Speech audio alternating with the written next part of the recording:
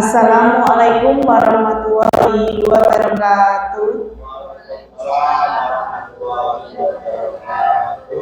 Yang terhormat Bapak Toto Sugiarto selaku Kepala Sekolah SD Negeri 1 Ndaren, serta Bapak Ibu Guru yang saya hormati. Pertama-tama marilah kita panjatkan puja dan puji syukur kehadirat Allah Subhanahu wa Ta'ala yang telah memberikan rahmat, hidayah serta inayahnya kepada kita semua sehingga kita dapat berkumpul bersama dalam acara diseminasi budaya positif. Sholawat serta salam tak lupa kita hantarkan kepada junjungan Nabi besar kita Nabi Muhammad SAW yang kita tunggu syafaatnya di yaumul kiamah. Amin ya rabbal alamin. Marilah kita buka acara pada pagi ini dengan bacaan Bismillahirrahmanirrahim. Semoga kita acaranya nanti bisa lancar dan memberi kebermanfaatan. Mari saya hantarkan. Bismillahirrahmanirrahim. Acara selanjutnya yaitu sambutan dari Bapak Kepala Sekolah kita, Bapak Toto Sugiarto MPT. Waktu dan tempat kami persilahkan.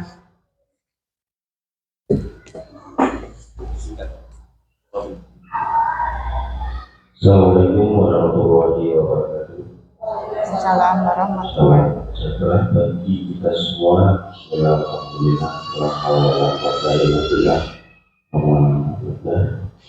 yang terhormat beliau Ketua KKI Bapak Ali Mahmud SPG pada kesempatan pagi hari ini telah berkenan hadir dalam rangka diseminasi budaya positif yang dilaksanakan oleh Mbak Bufika Alifah selaku calon guru penggerak angkatan 10 angkatan 10.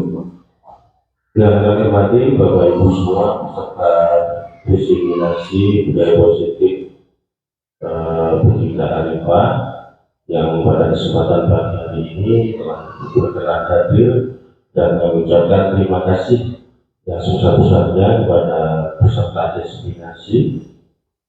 Yang kedua kalinya pertama yang utama, marilah kita senantiasa menjaga puja dan puji serta rasa syukur kepada Allah Subhanahu wa Ta'ala atas kesempatan pagi yang berbahagia ini kita semua dapat melaksanakan kegiatan tugas kedinasan dalam keadaan baik, dalam keadaan satu lafiat tanpa mengalami suatu apapun. Yang kedua kalinya, salam dan salam senantiasa tercurah kepada junjungan kita Nabi Agung Nabi Muhammad SAW. Bihaulallah sholli ala sayyidina Muhammad wa ala sayyidina Muhammad. Bapak Ibu yang kami hormati, kami selaku kepala sekolah di SD Negeri 1 Ndaren, yang pertama mengucapkan selamat datang kepada peserta diseminasi yang dilaksanakan Bu Rita, salah satu dalam rangka mencukupi tugas di modul 1 tidak banyak paket modul 1. Jadi paket modul 1 di paket modul 1.4 budaya positif ini modul yang terakhir di paket modul 1 di dalam program guru penggerak. Dan ini tentunya di setiap akhir paket modul, baik paket modul 1, paket modul 2 ataupun paket modul 3, di setiap akhir modul ini ada yang namanya aksi nyata. Dan pada kesempatan pagi yang berbahagia ini kita semua nanti harapan kedepannya setelah Bu Vika melaksanakan kegiatan diseminasi ini semua dapat diimplementasikan di satuan pendidikan masing-masing. Jadi materi budaya positif yang Desiminasikan kita ini merupakan materi yang nantinya dapat diimplementasikan di satu dan tiga Bapak Ibu semua. Dan perlu diketahui Bapak Ibu semua bahwasanya di program guru penggerak ini dan seluruh paket modul ada 3, sedangkan di modulnya ada 10. Di paket 1, modul 1 ada 4 modul, di paket modul 2 ada 3, di paket modul 3 juga ada 3.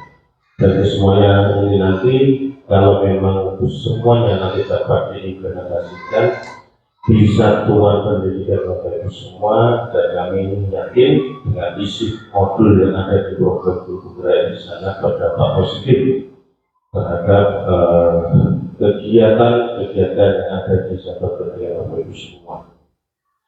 Dan tentunya kami tidak berpanjang lebar karena Bu Gita, durasi waktu yang digunakan dalam kegiatan desiminasi kurang lebih 1 jam, ya, 20 menit, dan harapan dari awal sampai akhir nanti dapat berjalan dengan baik, dapat berjalan dengan lancar.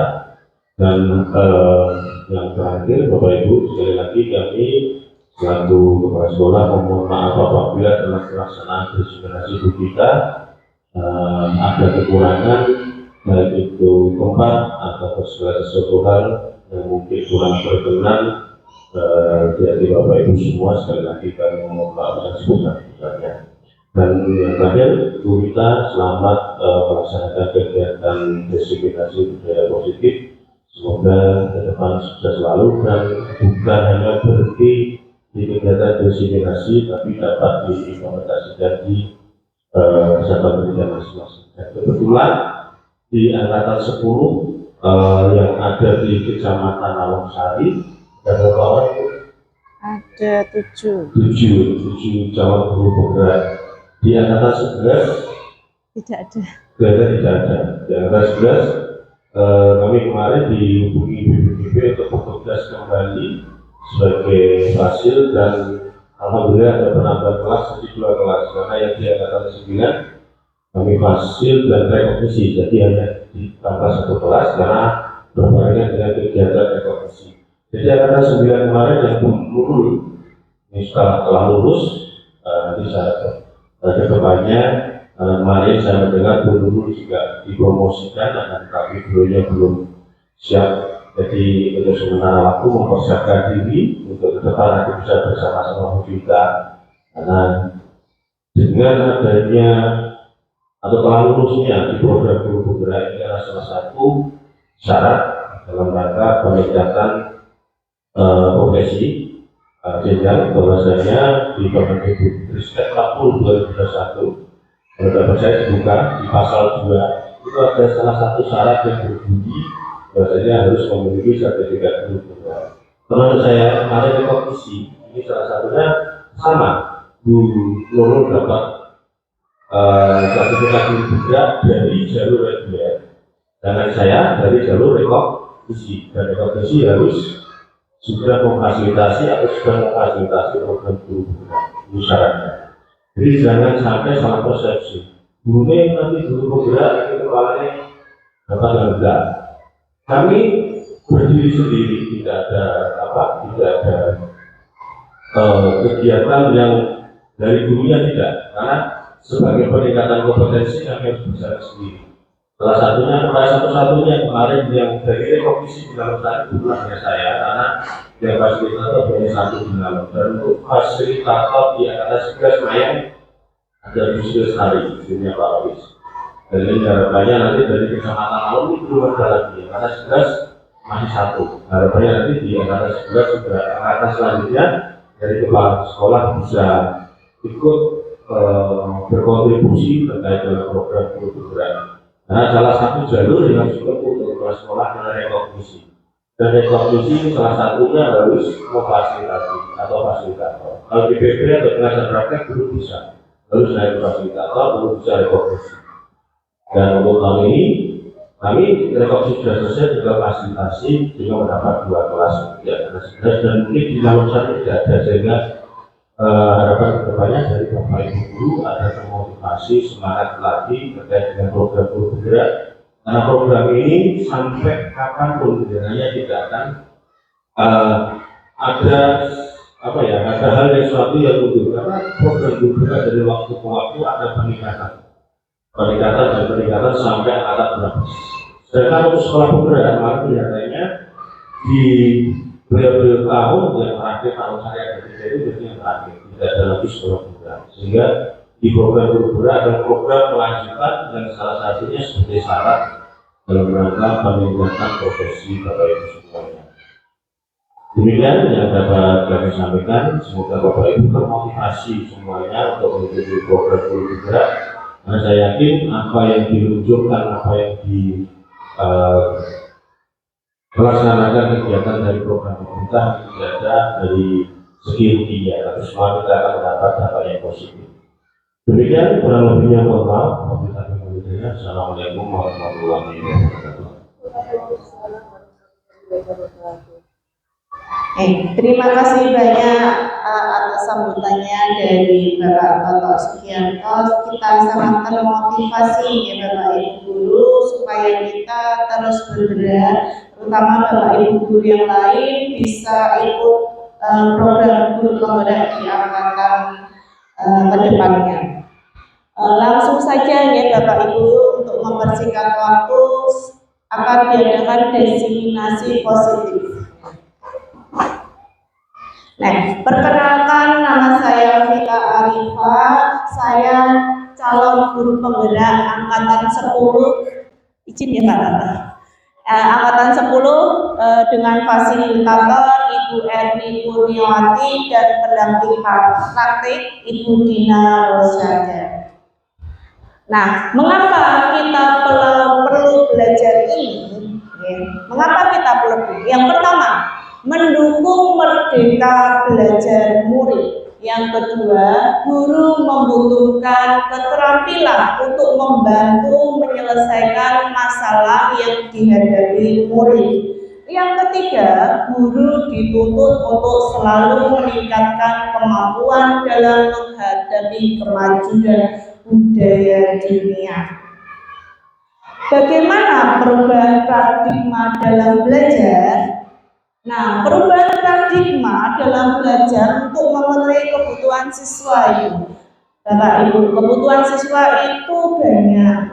Nanti kita dijelaskan kebutuhannya apa. Terus cara melaluinya dengan pembelajaran berdiferensiasi. Apa itu pembelajaran berdiferensiasi? Yaitu pembelajaran yang dibutuhkan masing-masing murid itu berbeda cara penyampaiannya, sehingga mencapai yang namanya merdeka belajar. Merdeka belajar ini menghasilkan yang namanya profil pelajar Pancasila. Nah, sebelumnya kita ada kesepakatan kelas. Bapak ini sudah saya bacakan kesepakatan kelas. Bagaimana, setuju apa tidak setuju, atau ini yang ditambahkan? Sepakat? Ayo. Apa? Sepakat? Ada yang ingin tambahkan? Kita sebelum melakukannya. Pertama, seluruh peserta memiliki kesempatan berpendapat.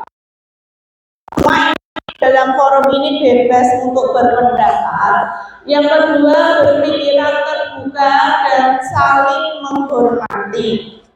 Yang ketiga, jika ada satu peserta yang berbicara, peserta yang lain bisa mendengarkan. Yang ketiga, berpendapat setelah dipersilahkan. Yang selanjutnya, berpartisipasi penuh dan aktif berkolaborasi. Nah, sebelumnya kita akan yang namanya ice breaking dulu. Dimohon Bapak Ibu berdiri dulu ya bersama ya. Jadi biar suasana cair.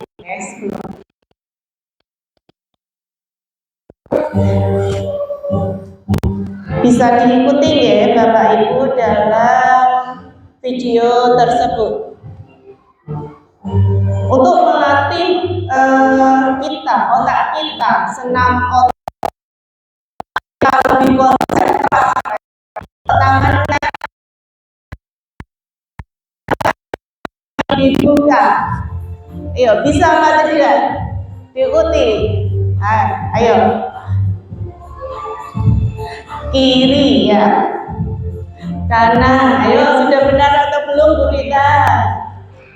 Nah, sekarang jari kelingking dan jari jempol secara bergantian Bapak Ibu. Jari jempol dan kelingking, jangan jempol semua ya Bapak. Jari jempol dan kelingking ya, secara bergantian. Ya, jempol dan kelingking. Nah, sekarang tembak secara bergantian. Ya, ya, Pak bisa ya. Jempol dan dua, ya betul. Ya jadi gantian, tembak Pak, tembak. Oke. Gantian. Nah, sekarang 5 dan 1 secara bergantian. 5 dan 1. Ayo bunyi konsentrasi, tetap dijaga fokus. Nah, sekarang buka, tutup, buka, tutup, buka, tutup secara bergantian. Bisa?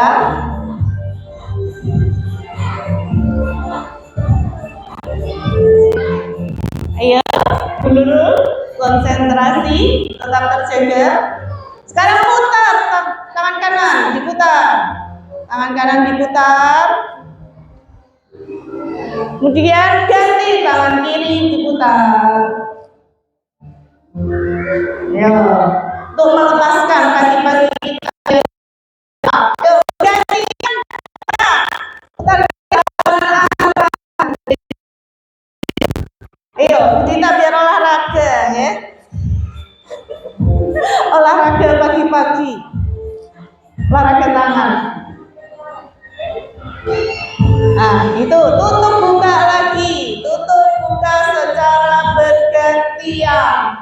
Ayo, Bu Pil juga harus semangat biar bayinya juga semangat. Nah, lagi ya, jempol kelingking, jempol kelingking. Nah, yuk secara cepat. Sekarang tembak angka 2, tembak angka 2. Secara bergantian. 5 dan 1 secara bergantian. Yuk, secara cepat ini. Sudah, terima kasih Bapak Ibu. Bagaimana rasanya setelah ice breaking? Coba bagaimana dulu rasanya setelah ice breaking? Rasanya setelah ice breaking itu satu menyenangkan, yang kedua yang benar-benar mengasah konsentrasi kita ya. Kalau kita tidak konsentrasi ya sama seperti itu. Terima kasih, beri tepuk tangan buat Nunung. Ya untuk kesegaran. Nah, sekarang kita perhatikan, marilah kita berefleksi sejenak. Apa saja permasalahan yang sering kita jumpai di sekolah? Apa Bapak Ibu? Ya Bu Tia, coba. Permasalahannya itu sering berada bersama temannya. Oh iya, oke. Terima kasih Bu Tia. Ada lagi Bu Tia. Terima kasih waktunya. Permasalahan yang ada di sekolahan kita dan sendiri mengalami siswa jarang mengerjakan PR. Oh, jarang mengerjakan PR. Terima kasih. Ada yang lain? Ayo Bu Kiki. Oke, terima kasih atas kesempatannya. Refleksi yang sebenarnya ya Bu. Untuk permasalahan yang sering kita jumpai itu ada siswa yang tidak semangat dalam belajar. Oh iya, kurang semangat dalam belajar, tidak mengerjakan PR. Ada lagi Bu Nunung? Untuk saya yang sering saya jumpai di kelas itu seringkali anak-anak itu lupa bawa LKS karena lupa menaruh kembali di dalam kelas setelah semalam belajar. Tapi anak-anak mungkin belajar tapi lupa kembali di kelas. Oke, terima kasih. Kedisiplinan anak yang lupa membawa buku atau LKS. Ada yang lain dari Bapak Ibu guru? Ya, Bu Rasmi, monggo.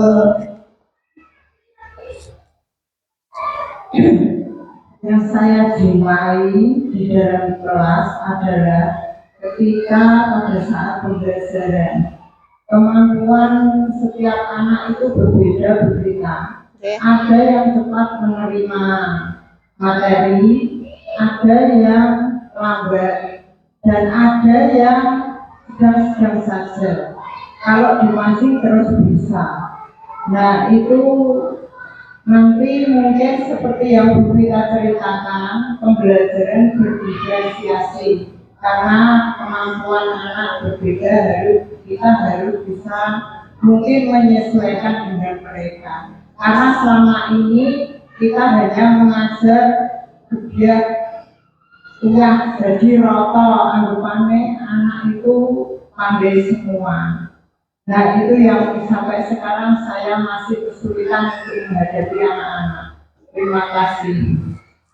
Ya, terima kasih banyak atas dukungan di era ekspresi. Ternyata banyak sekali permasalahan yang kita jumpai, kurang lebih seperti itu ya, masih kurang bersemangat dalam belajar, kemudian murid kadang ada yang mengantuk dalam pembelajaran, kemudian murid juga ada yang lupa dalam mengerjakan PR, yang selanjutnya murid sering berkelahi di dalam kelas saat jam istirahat, terutama murid saya ya Bapak Ibu, murid kelas 6 itu sering yang namanya berkelahi, dan juga tadi permasalahan dari Bu Masni juga menghadapi murid yang berbeda-beda dalam cara penyampaiannya, kesulitan dalam menyampaikan.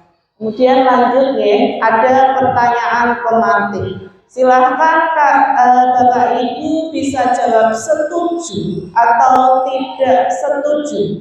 Yang pertama, hukuman dapat mendisiplinkan anak. Setuju atau tidak setuju? Setuju?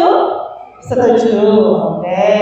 Yang kedua, pemberian hukuman dengan hal positif seperti membaca atau membersihkan halaman sekolah dapat meningkatkan disiplin anak. Setuju atau tidak setuju? Setuju? Oke. Yang ketiga, memberi penghargaan dapat meningkatkan motivasi belajar anak. Setuju atau tidak setuju? Setuju. Coba saya akan tanya kepada salah satu. Kenapa Bapak setuju? Monggo. Untuk poin yang tiga tadi, memberi penghargaan dapat meningkatkan motivasi belajar. Karena dengan memberikan penghargaan pada anak siswa, ini secara otomatis anak akan bisa juga untuk meningkatkan belajar, baik itu keterampilan maupun pengetahuan anak. Demikian. Terima kasih kepada Bapak Sudi. Tadi ada yang mendengar tidak setuju memberikan penghargaan. Coba dulu, kenapa kok tidak setuju? Ya, saya tidak setuju dengan memberi penghargaan dapat meningkatkan motivasi belajar anak. Itu seperti cuma membuat hadiah saja terus tidak bisa untuk meningkatkan motivasi. Kalau sudah dapat hadiah ya sudah, habis itu tidak. Iya. Jadi cuma motivasinya untuk mengejar penghargaan, Bu Nurul mengatakan untuk tidak setuju. Yang nanti saya tidak akan menunjukkan jawabannya yang benar setuju atau tidak setuju. Nah, selanjutnya saya akan memaparkan materi terlebih dahulu. Nanti Bapak Ibu bisa mencerna kalimat tadi setuju atau tidak setuju yang betul. Nah, sebelumnya kita akan melakukan ayo lakukan kegiatan cobalah buka secara berpasangan dengan langkah sebagai berikut. Yang pertama, orang pertama kepala sesuatu yang sangat berharga di dalam kepalan tangan Anda. Anda perlu menjaga benda tersebut sekuat tenaga karena begitu pentingnya untuk kehidupan Anda. Ya, nanti dilakukan secara berpasangan, Bapak Ibu. Silakan cari berpasangan, bisa Bu Kiki dengan Gunung atau Pak Alif dengan Bu Dita, ya. Silakan dilakukan. Ada yang menjadi orang A, ada juga yang menjadi orang B. Orang B di sini coba dengan segala cara untuk membuka kepalan tangan pasangan Anda. Bagaimana ini caranya? Boleh membujuk, menghardi, boleh mengintimidasi, boleh memarahi, boleh menggoda, boleh menggelitik, bahkan menawari uang agar dapat bersedia membuka kepalan tangannya. Lakukan selama 30 menit. Ada yang mau ayo maju. Satu, misalnya di genggam tangan ada 5 menit saja. Ya, maaf. Di genggam ada emas atau apa yang membuat kalian Bapak Ibu yang barang berharga. Bagaimana cara mendapatkan atau bisa si A ini membuka genggaman kalian? Kira-kira. Praktek. Ayo Bu Nunung dan Bu Kiki silahkan. Yang jadi A siapa? Ayo Bu Kiki punya sesuatu yang berharga. Ya, boleh meraih, kamu juga boleh tidak membukanya karena itu sangat berharga dari yang kamu. Ya silakan. B dan murid atau ya A dan B saja. A dan B. Teman-teman. Ayo genggam. Kira-kira bisa nggak Bu Nunung itu membuat Bu Kiki ini membuka tangannya? Kira-kira bisa apa tidak? aku tahu deh yang harus apa. Buka sendiri. Buka. Bisa kalau nggak dibuka. Bisa. Ayo dicoba dulu. Ayo. Teman-teman bisa. Sulit ya Bapak Ibu untuk membukanya. Dibujuk nanti dijajake karo pacare dhewe.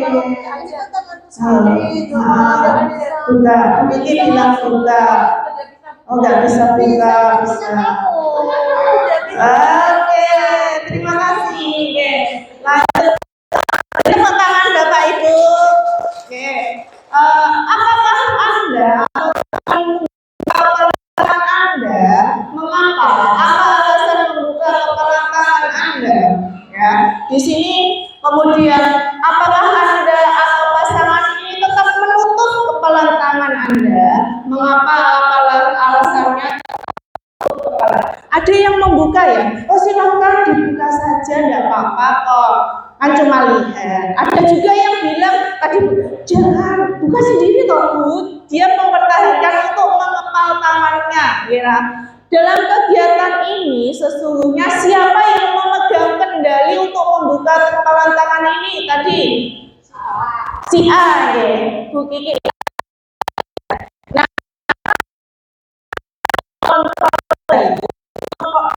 kontrol kendali itu diri kita sendiri sesuai dengan kebutuhan dasar kita saat itu. Oke.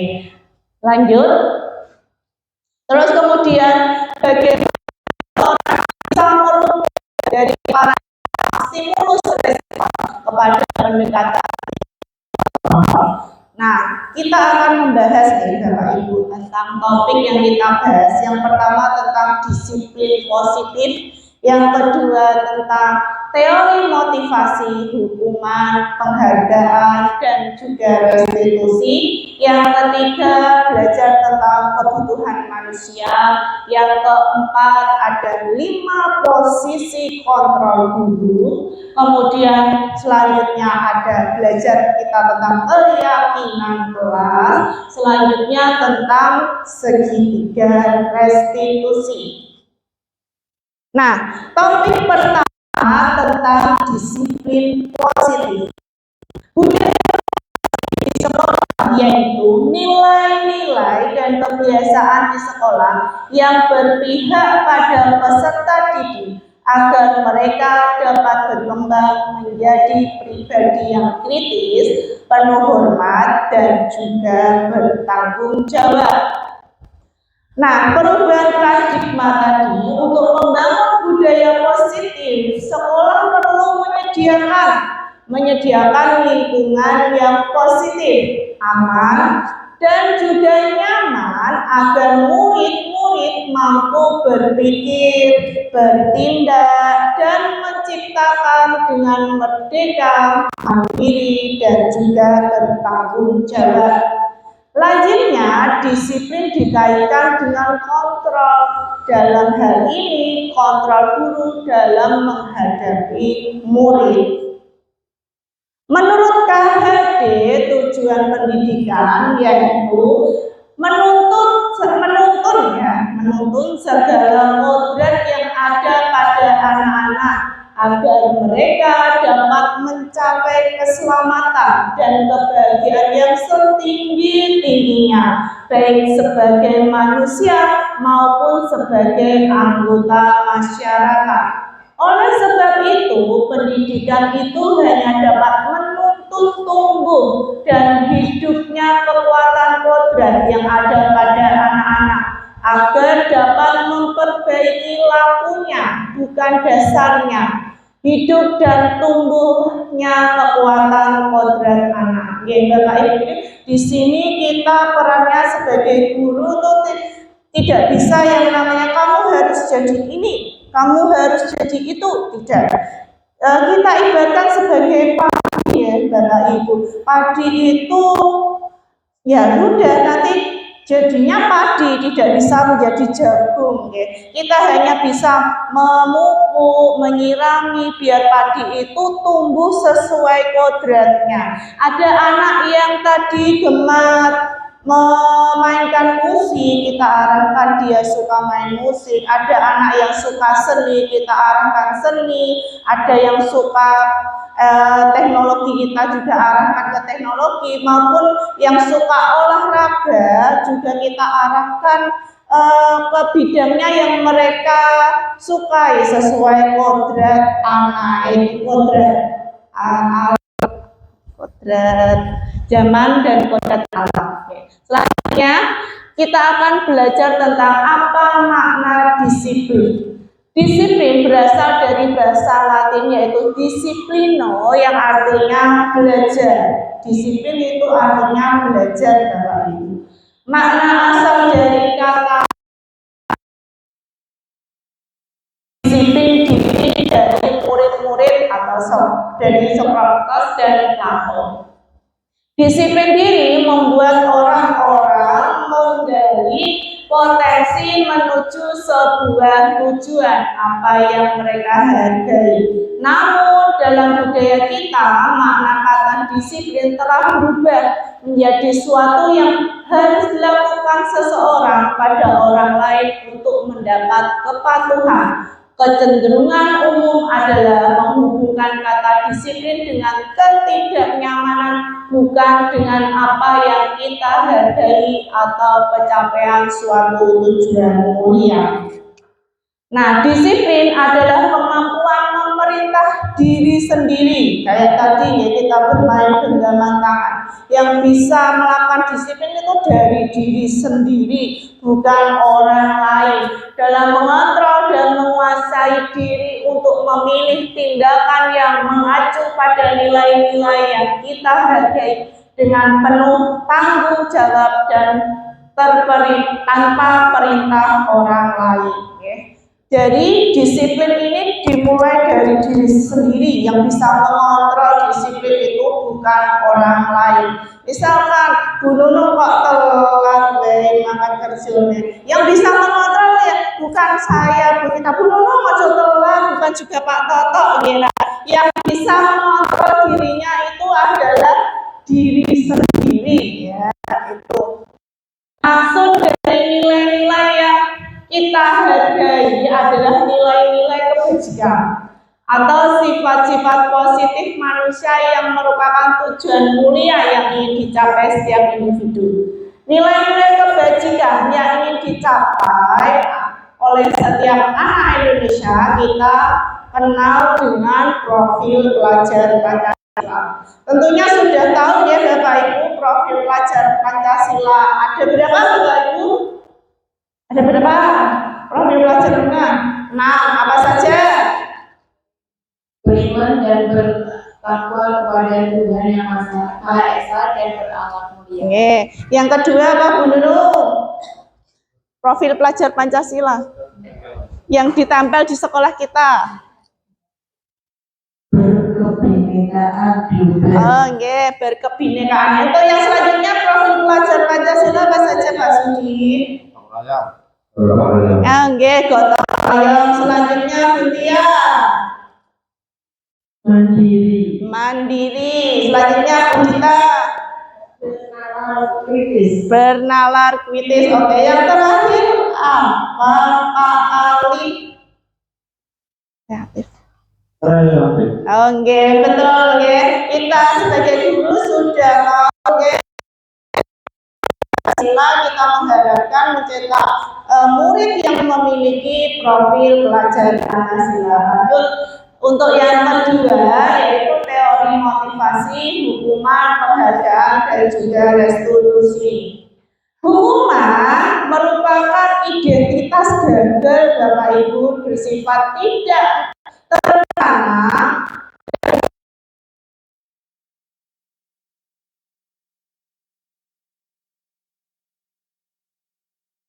melalui suatu kesepakatan sehingga murid tersakiti. Kita kadang sering ya Bapak Ibu, kalau anak salah kita memberi apa?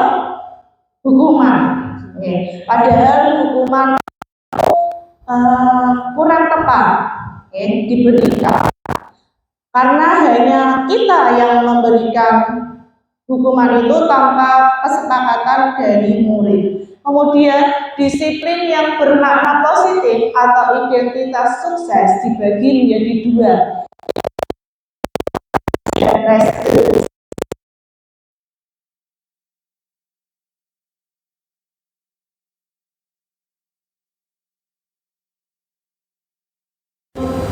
Dan murid. Sedangkan restitusi adalah proses menciptakan kondisi bagi murid untuk memperbaiki kesalahan mereka sehingga mereka bisa kembali pada kelompok mereka.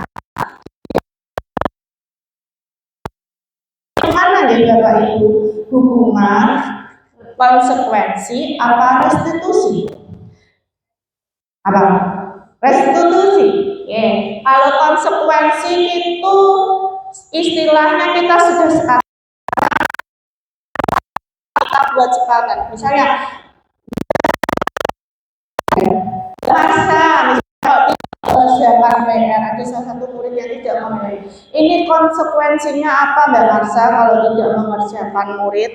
Kita itu berdiri di membersihkan kamar mandi. Nah, itu ada kesepakatan antara guru dan murid.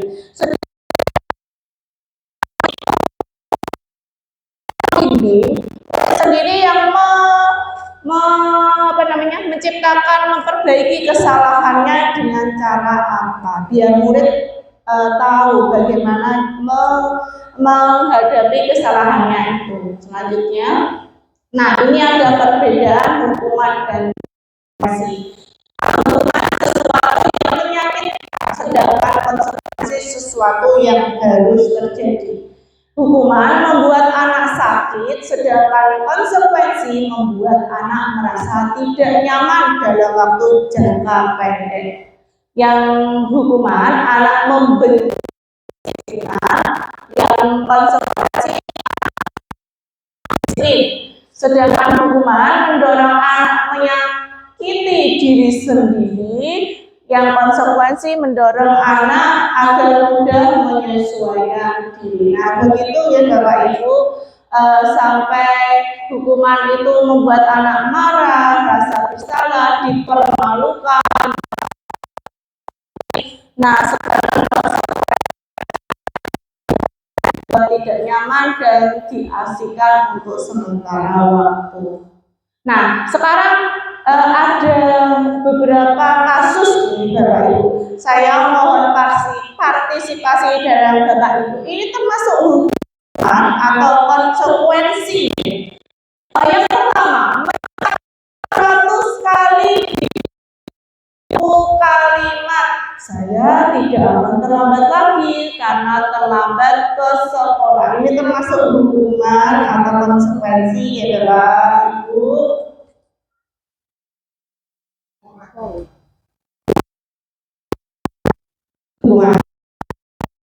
Mencatat hukuman ya. Oke. Yang kedua, lari mengelilingi lapangan basket 2 kali karena terlambat hadir di sekolah. Hukuman atau konsekuensi? Hukuman. Oke. Yang ketiga, murid-murid di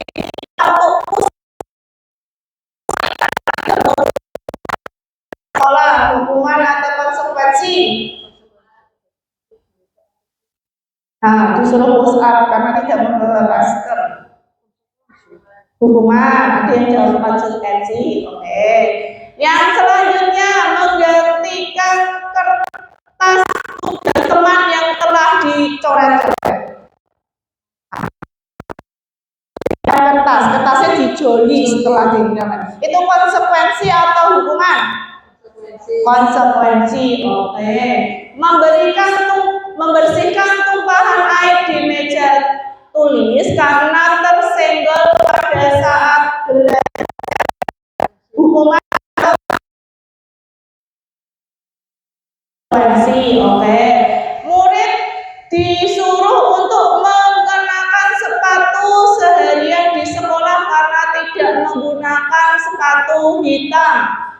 Konsekuensi atau hukuman? Hukuman. Oke.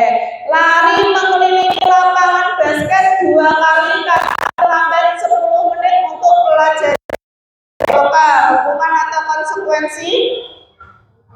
Hukuman. Yuk kita lihat jawabannya nih. Kira-kira betul lah masalahnya tadi. Yang pertama ternyata hukuman. Ya termasuk konsekuensi itu yang mana berarti?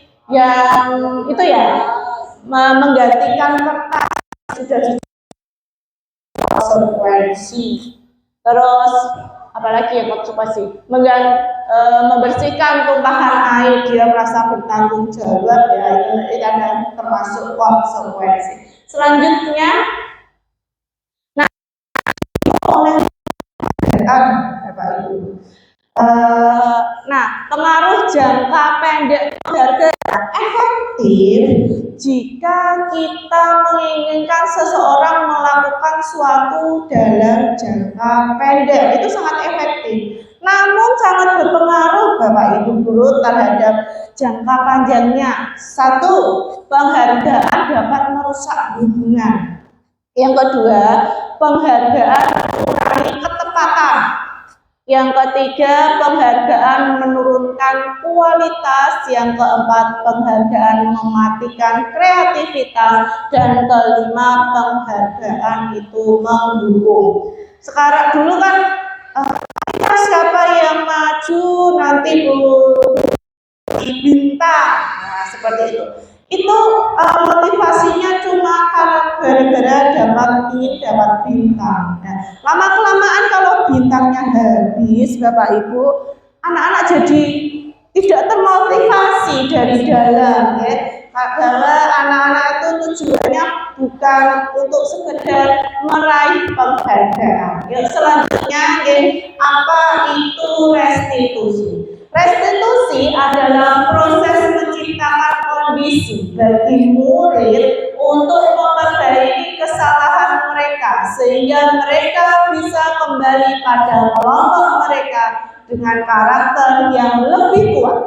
Restitusi juga merupakan proses kolaboratif yang mengajarkan murid untuk mencapai solusi untuk masalah mereka dan membantu murid berpikir tentang orang seperti apa yang mereka inginkan. menjadi tujuan mulia dan bagaimana mereka harus memperlakukan orang lain. Itu kata Agustus 2024. Berikut tabel hukuman, konsekuensi, dan restitusi.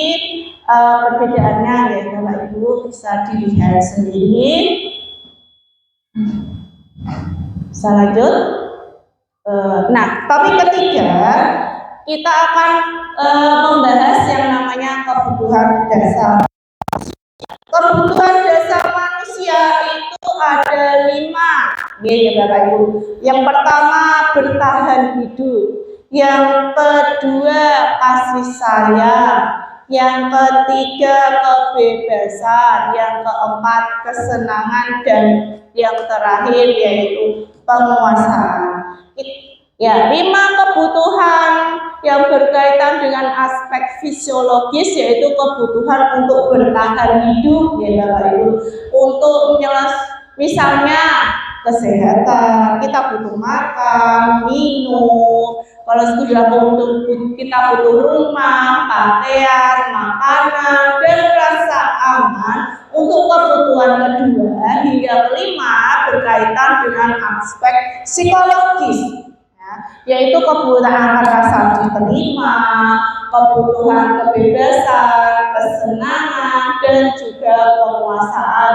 Sebagai guru, kita harus memahami kebutuhan murid-murid kita untuk mencapai tujuan pendidikan yang sebenarnya, membuat murid kita berdaya, seimbang, dan bahagia. Tujuannya kita adalah dalam Merdeka Belajar itu membuat murid bahagia. Nah, itu ada sebuah kasus ya Bapak Ibu. Ibu Ani, guru kelas 5 di SD Pelita Hati, sedang bingung menghadapi ulah salah satu murid di kelasnya. Agus, beberapa anak telah datang dan mengeluh. Agus seringkali meminta bekal makanan siang mereka dengan paksa. Jika Anda menghadapi situasi seperti Ibu Ani, apa yang Anda lakukan? Menurut Anda, kira-kira apa dasar Agus melakukan itu? Kira-kira bagaimana Bapak Ibu? Kira-kira kebutuhan apa? Ya, kenapa kok Agus bisa berbuat seperti itu? Kita harus tahu kebutuhan Agus itu apa yang diinginkan. Lanjut. Dalam konteks penerapan disiplin politik, Ibu Ani sebaiknya mencari tahu dulu alasan Agus melakukan tindakan tersebut agar mengetahui kebutuhan mana yang sedang berusaha dipenuhi Agus. Apabila jawaban Agus karena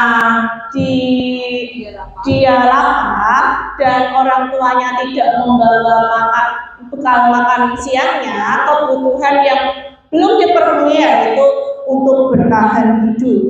Nah, apabila jawaban Agus itu karena dia senang temannya jadi memperhatikan dia, berarti kebutuhan yang dibutuhkan Agus yaitu cinta dan kasih sayang. Dia butuh kasih sayang dari temannya. Kebutuhan kesenangan. Selanjutnya, apabila jawaban Agus dia merasa hebat karena temannya jadi takut dan menurut keinginannya, kebutuhannya adalah penguasaan. Dia merasa pengen dihargai teman-teman. Dia berusaha, ini berarti dia menang-menangan sendiri. Dia butuh akan kebutuhan penguasaan. Yang selanjutnya, apabila jawaban Agus karena dia merasa bosan karena dengan bekal yang dibawakan ibunya, karena selalu membawakan bekal yang sama, kebutuhannya adalah kebebasan. Kan ada ya Bapak Ibu guru membawakan bekal itu saja. Dan si Agus ini mencoba mengambil bekal temannya karena dia pengen bekal yang lain, itu kebutuhan kebebasan. Selanjutnya, apabila jawaban Agus adalah karena iseng saja dan dia menikmati mengamati ekspresi wajah temannya yang kesal marah diambil makanannya, berarti kebutuhannya yaitu kebutuhan kesenangan. Dia pengen bersenang-senang dengan temannya, dengan gadget. Nah, topik yang keempat yaitu tentang 5 posisi kontrol guru. 5 posisi kontrol guru, yang pertama yaitu penghubung. Ada juga posisi kontrol sebagai teman, ada juga posisi kontrol sebagai pemantau, dan juga posisi pembuat rasa bersalah, dan terakhir adalah posisi manajer. Nah, berikut adalah tabel posisi kontrol guru. Ada yang menghasilkan identitas gagal dan juga ada identitas berhasil. Kalau guru berdua sebagai penghubung, yaitu menghadik menunjuk tangan, nah itu sebagai penghubung menunjuk tangan. Kalau dia sebagai pembuat orang merasa bersalah, dia akan berceramah menunjukkan kekecewaan yang mendalam. Itu posisi guru sebagai orang yang merasa bersalah. Posisi guru sebagai teman yaitu membuat alasan-alasan untuk muridnya. Misalkan sebuah guru sudah sampai anak-anak, seperti itu. Yang keempat yaitu memantau dengan menghitung dan mengukur. Yang selanjutnya yaitu posisi manajer mengajukan pertanyaan-pertanyaan. Nah, begitu ya Bapak Ibu, ini tabelnya bisa dilihat. Nanti bisa saya share materinya, kemudian lanjut. Nah, ini ada pertanyaan. Yaitu saya kecewa sekali dengan kamu. Ini posisi guru sebagai apa nih? Tadi ada sebagai teman, pemantau, apa manajer, atau penghubung. Kira-kira apa? Saya kecewa sekali dengan kamu. Penghubung. Kalau kamu tidak pernah benar melakukannya, itu posisi guru sebagai apa ya Bapak Ibu? Apa? Penghubung. Ya, ayolah lakukan demi ibu atau bapak. Nah, itu sebagai apa? Posisi kontrol sebagai apa? Sebagai apa? Pemantau. Oke. Apakah kamu mau mendapatkan stiker bintang hari ini? Itu posisi guru sebagai apa? Motivator tidak ada. Apa? Manajer. Penghubung. Ya, lanjut. Nah, ya itu adalah posisi kontrol guru. Ada berapa Bapak Ibu tadi? Ada 5. Yang pertama posisi sebagai teman, sebagai penghubung, sebagai pembuat rasa bersalah, sebagai pemantau, yang terakhir sebagai manajer. Sudah jelas ya? Nah, topik yang kelima tentang keyakinan kelak. Suatu hal yang paling penting dalam menciptakan budaya positif adalah tentang keyakinan kelas. Keyakinan kelas berbeda dengan peraturan kelas. Keyakinan kelas lebih bersifat universal atau umum, menggunakan kalimat positif dan motivasi. Dengan demikian peserta didik bisa tergerak dan bersemangat untuk menjalankannya. Keyakinan kelas dapat diperbaiki sewaktu-waktu. Nah, ini tabel yang terkecil itu peraturan kelas, terus di dalamnya yang keluar keyakinan kelas. Kalau keyakinan sudah dibentuk, maka membentuk lingkungan positif. Setelah lingkungan positif terbentuk, jadilah budaya positif.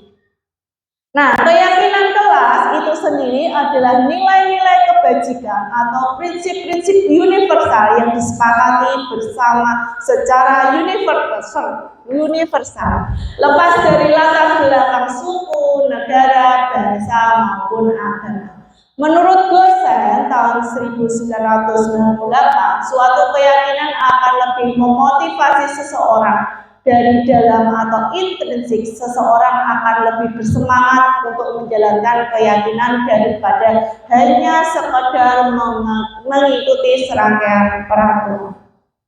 Lanjut, keyakinan kelas bersifat abstrak daripada peraturan yang lebih rinci. Keyakinan kelas berupa pernyataan-pernyataan yang universal. Pernyataan keyakinan kelas senantiasa dibuat dalam bentuk positif. Keyakinan kelas hendaknya tidak terlalu banyak sehingga mudah diingat dan dipahami. Semua warga kelas sebaiknya ikut berkontribusi dalam membuat kegiatan kelas lewat curhat pendapat. Yang terakhir, bersedia meninjau kembali keyakinan kelas dari waktu ke waktu. Nah, itu ya Bapak Ibu bedanya peraturan dan keyakinan kelas. Selalu kembalikan buku ke tempatnya, itu adalah sebuah peraturan. Kalau keyakinannya adalah tanggung jawab, cukup singkat dan secara universal, secara umum, itu adalah keyakinan kelas. Kemudian ada peraturan dilarang mengganggu orang lain. Itu dilarang adalah kalimat negatif ya. Keyakinan kelas itu harus positif kalimatnya, yaitu keyakinannya menghormati orang lain dan diri sendiri. Kemudian hadir di sekolah 15 menit sebelum pembelajaran dimulai, itu juga termasuk peraturan. Kalau keyakinannya yaitu menghormati orang lain, komitmen pada tujuan, atau bisa disingkat dengan berkomitmen. Yang selanjutnya dilarang melakukan kekerasan, itu juga sebuah peraturan. Keyakinannya keselamatan, menghormati orang lain. Sampai jangan berdiri di kelas atau koridor. Kenapa Pak jangan berdiri? Ya tujuannya itu untuk keselamatan dan keamanan. Itu adalah kalimat-kalimat yang digunakan dalam keyakinan kelas. Nah, berikut akan saya paparkan aksi nyata saya dalam pembuatan keyakinan kelas. Ya sudah saya unggah di PNM, itu linknya selanjutnya. Nah, ini pembuatan aksi nyata, pembuatan keyakinan kelas di kelas saya. Yang pertama, guru menjelaskan apa itu keyakinan kelas dulu.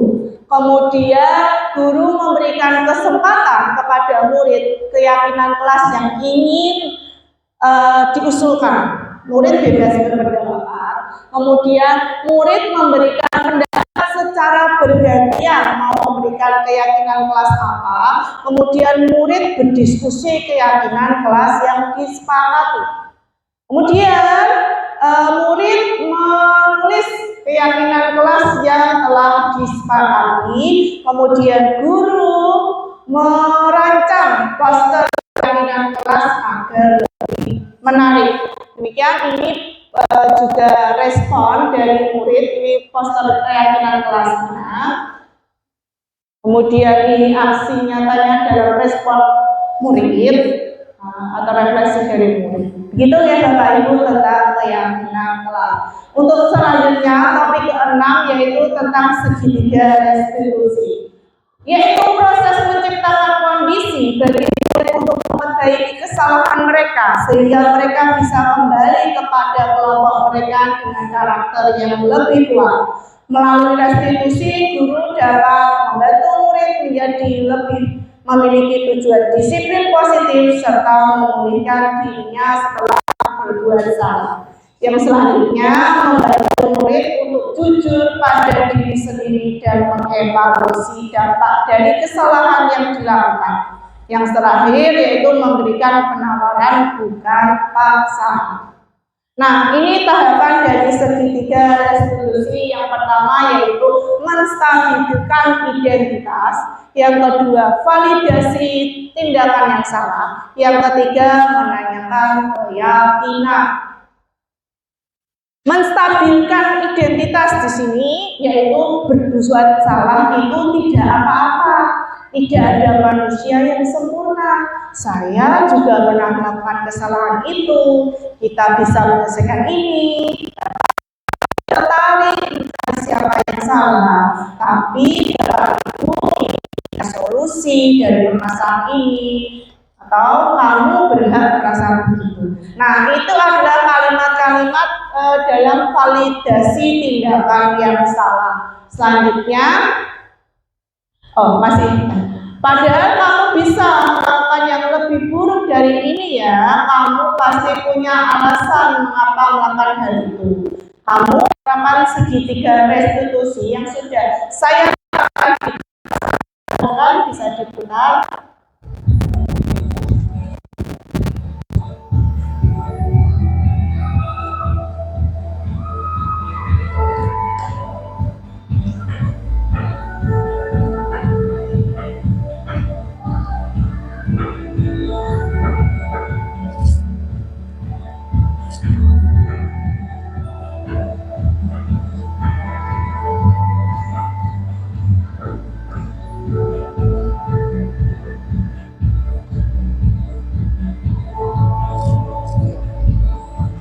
Ya, ini ada ini hanya skenario ya. Ada seorang anak namanya Mbak Marta.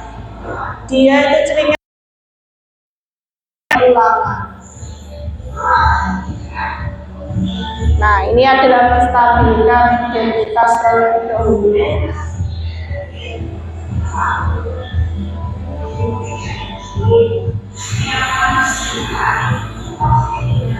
Nah, ini adalah kalimat dalam validasi tindakan yang salah.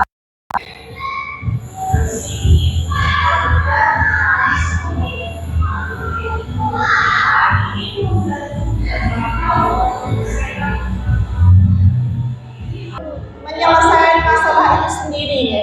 Bukan kita yang menyelesaikan masalah itu, biar anak sendiri yang menyelesaikan masalah tersebut.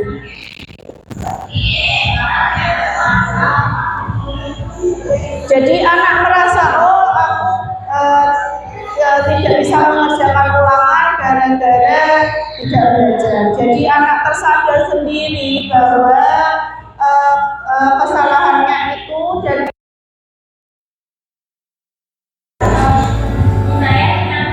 nah ini tanggapan dari muridnya.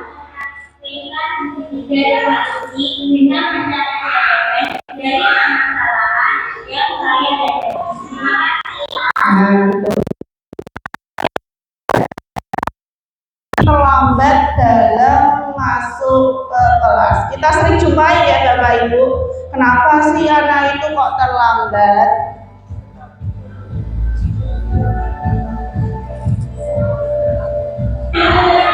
Nah, ini terlambat teman-temannya. Dia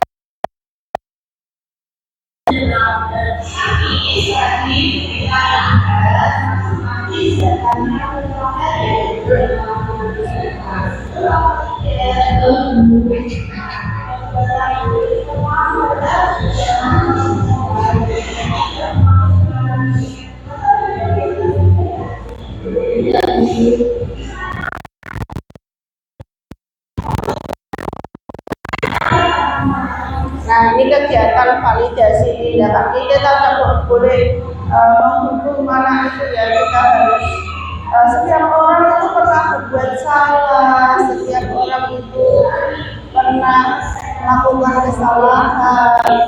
Biar anak itu tidak merasa menjadi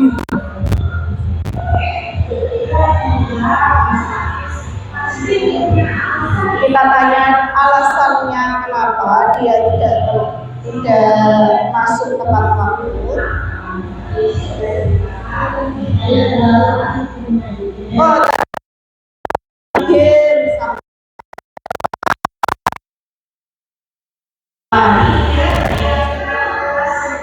Nah, kembali ke langkah ketiga, yaitu menanyakan keyakinan kelas yang pernah dibuat. Nah, ternyata dalam keyakinan kita sudah sepakat untuk datang tepat waktu.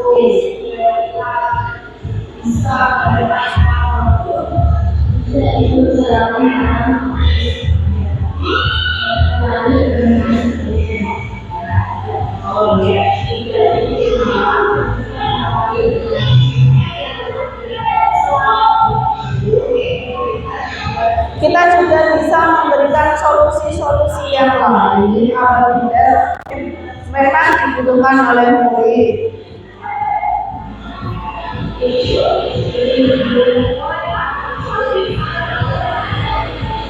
Kita juga tanya, mulai kapan Mas Hafiz mau berubah seperti itu?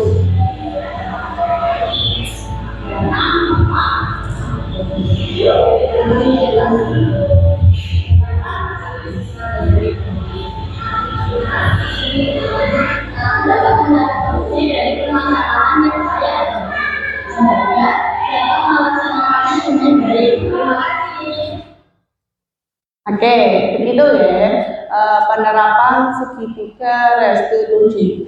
Nah, sekarang kita budaya positif yang ada di sekolah, terutama di SD Negeri 1 Deret. Yang pertama, ada budaya positif yaitu upacara bendera. Upacara bendera.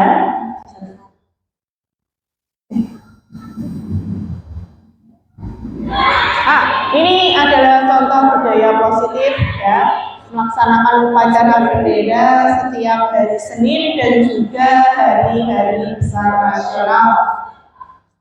Selanjutnya yaitu budaya positif pembacaan Asmaul Husna. Setiap hari sebelum masuk ke kelas, anak-anak membaca Asmaul Husna. Yang selanjutnya yaitu budaya 5S. Apa itu Bapak Ibu? Budaya 5S itu salah, sah, penuh, satu sekali ya. Budaya 5S kita terapkan setiap paginya ya. Terus kemudian tadi nah, ini budaya literasi dan numerasi. Kita sekarang kan dituntut untuk meningkatkan literasi dan numerasinya ya Bapak Ibu. Nah, sebaiknya kita menerapkan budaya literasi maupun numerasi 15 menit sebelum memulai pelajaran. Murid bisa bebas mengakses beberapa informasi dari berbagai sumber, tidak hanya buku ya Bapak Ibu, bisa dari laptop atau koran atau sumber lainnya. Kemudian ada budaya positif sholat duha dan sholat zuhur berjamaah. Ya. Kemudian ada bisa nyala. Oke.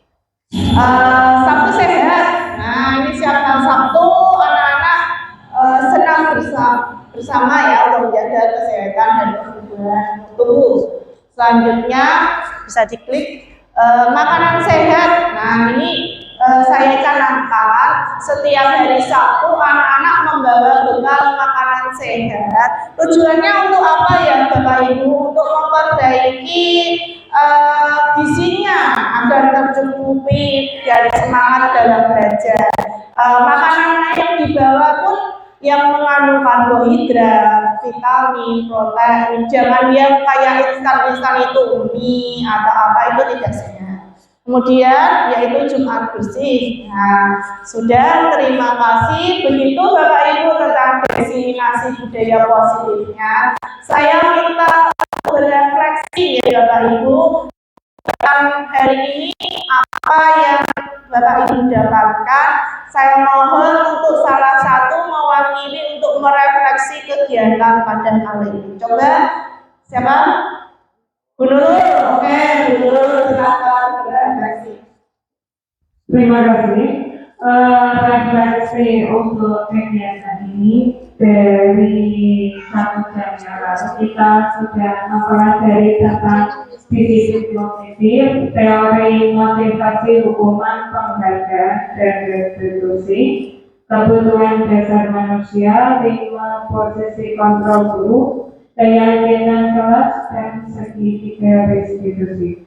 Nah, saya tambahkan ya Bu, hal penting untuk menciptakan budaya positif di kelas maupun sekolah itu ada beberapa. Yang pertama, kerjasama, kolaborasi, dan komunikasi efektif dari warga sekolah itu perlu sangat ya. Yang kedua, pembiasaan kegiatan. Biasanya kan kegiatan cuma pertama kok, nanti selanjutnya tidak, itu harus ada pembiasaannya. Evaluasi itu sangat perlu secara berkala terhadap pelaksanaan yang budaya positif tadi. Terus saya tambahkan mungkin ditambah pembuatan slogan, mungkin bisa untuk mengingatkan dan menanamkan agar anak-anak itu tidak bosan, terus tidak lupa. Terus ada tambah satu lagi itu tadi mempelajari tentang pemberian penghargaan itu tidak selamanya baik, tapi ada juga yang efeknya. Ya, begitu. Terima kasih. Ya, terima kasih Bu Nurul telah memberikan efeknya. Ya betul ya Bapak Ibu, dalam membangun budaya positif kita sangat butuh yang namanya yang pertama tadi apa? Kolaborasi. Setiap anggota keluarga di sekolah butuh yang namanya kolaborasi untuk menghasilkan budaya positif. Sudah dibentuk, sudah kerjasama. Yang kedua, kita butuh konsisten. Ya. Konsisten bukan hanya sekali, 2 kali, tetapi kegiatan itu terus-menerus diterapkan di sekolah. Yang ketiga, tidak lupa untuk berevaluasi atau berefleksi. Apakah kita sudah kegiatan budaya positif kita sudah benar atau perlu diperbaiki untuk kedepannya. Begitu ya Bapak Ibu. Demikian, apakah ada yang ingin ditanyakan? Tidak, cukup. Saya akhiri kegiatan diseminasi positif saya. Saya ucapkan banyak terima kasih kepada Bapak Ibu guru sekalian yang telah memberikan waktunya, tenaganya, dan juga pikirannya untuk mengikuti diseminasi budaya positif. Dari saya, apabila ada salah kata, saya mohon maaf sebesar-besarnya. Saya akhiri wabillahi taufiq. Waalaikumsalam warahmatullahi wabarakatuh. Terima kasih.